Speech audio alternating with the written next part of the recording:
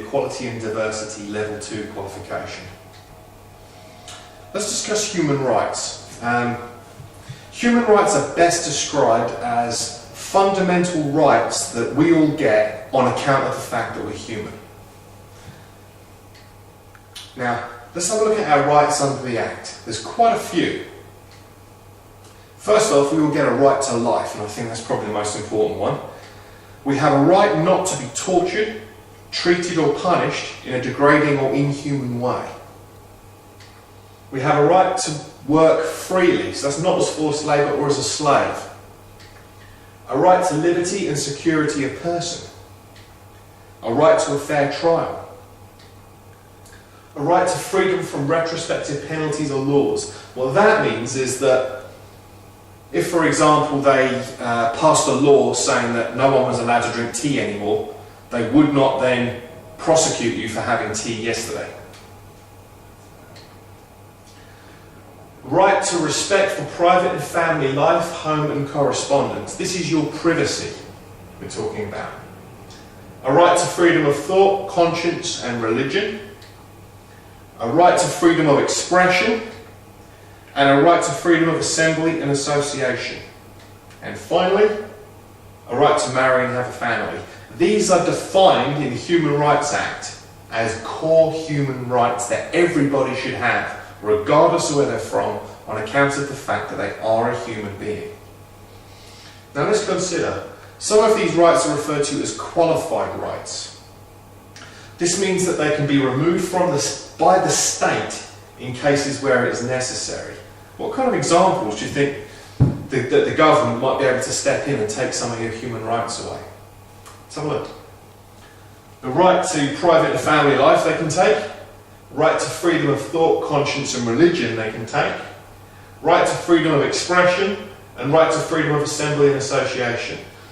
If you consider these 4 human rights, the government can step in and take these, usually in the prevention of crime. Sometimes our rights will conflict with the rights of a wider society. Our rights to private family life and correspondence can conflict sometimes with the needs of the state with regard to prevention of crime. This freedom of expression.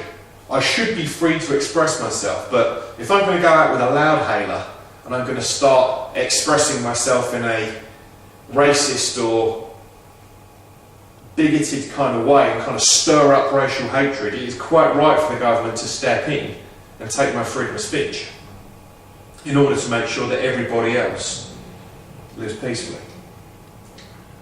Now then, establishing the priority of rights. Where we get these conflicts in human rights between one and another, we need to establish priority of rights. What comes first? So, the 3 factors when you're actually establishing priority of rights: you've got to minimise harm to other people, consider if others might be seriously disrupted, and consider if the rights of the majority would be infringed.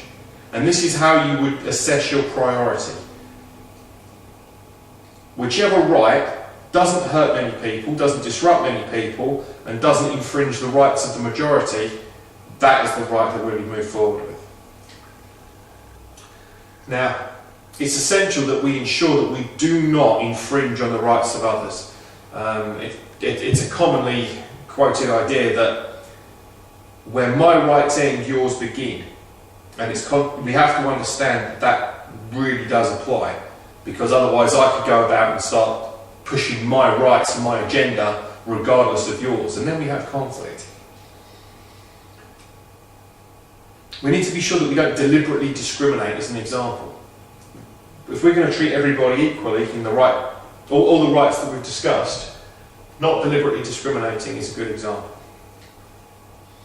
There are many, many organisations out there that can support you if you feel that your rights have been infringed upon.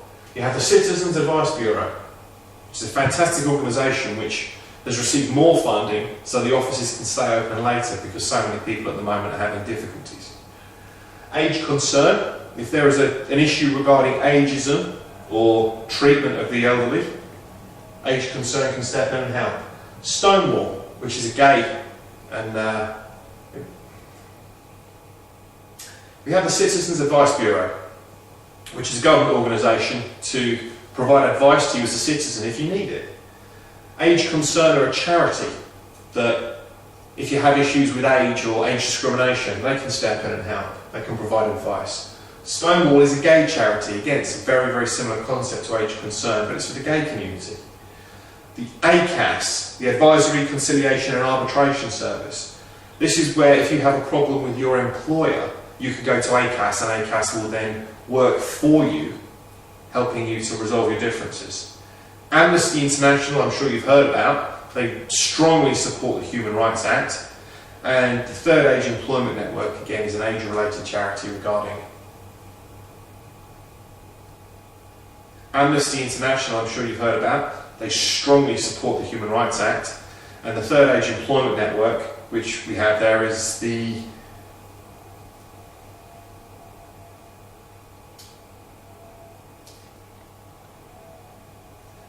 Amnesty International, which I'm sure you've heard about, strongly support the Human Rights Act, and the Third Age Employment Network are another age-related organisation.